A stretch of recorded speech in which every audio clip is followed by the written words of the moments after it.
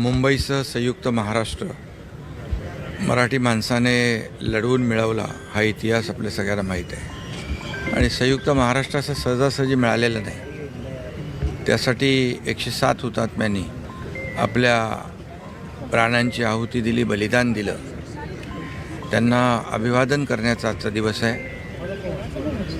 मी सर्व हुतात्म्यांना आदरपूर्वक वंदन करतो आणि विनम्र अभिवादन करतो। 1 मे हा आपण महाराष्ट्र दिन म्हणून साजरा करतो आणि 21 नोव्हेंबर हा महाराष्ट्र राज्य हुतात्मा स्मृती दिन म्हणून पाळतो। आणि खरं म्हणजे या सर्व हुतात्म्यांनी आपल्या प्राणांची आहुती दिली, बलिदान दिलं। 65-66 वर्षापूर्वीचा काळ डोळ्यासमोर जर आणला तर एक संघर्ष आणि जे काही मुंबईकरांची महाराष्ट्रामध्ये जी काही चळवळ त्यावेळेस पाहिली तर अंगावर आजही शहारे येतात।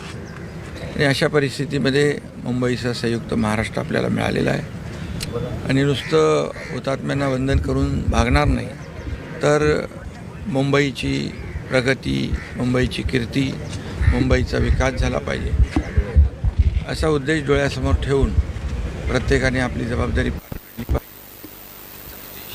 शिवाजी महाराजांना अभिप्रेत असलेला महाराष्ट्र घडवण्याचं काम प्रत्येकाने केलं पाहिजे। पुढे नेण्याचं काम या ठिकाणी करण्याचा प्रयत्न करतोय। ज्यांनी संयुक्त महाराष्ट्र मुंबईसह मिळवण्यासाठी बलिदान दिलं त्यांना आदरांजली अर्पित करतो, त्यांना विनम्र अभिवादन करतो।